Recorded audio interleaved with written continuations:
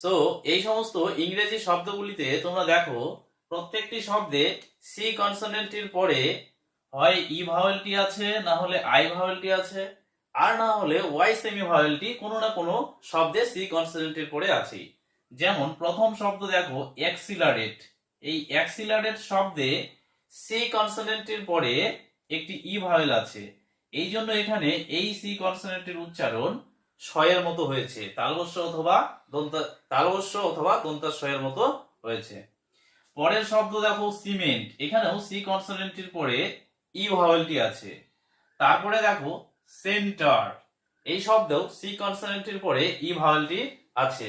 তারপরে শব্দ লক্ষ্য করো সিটি, এই সিটি শব্দে সি কনসোনেন্টের পরে আই ভাওয়েলটি আছে, এই জন্য এই শব্দে সি কনসোনেন্টের উচ্চারণ শয়ের মতো হয়েছে।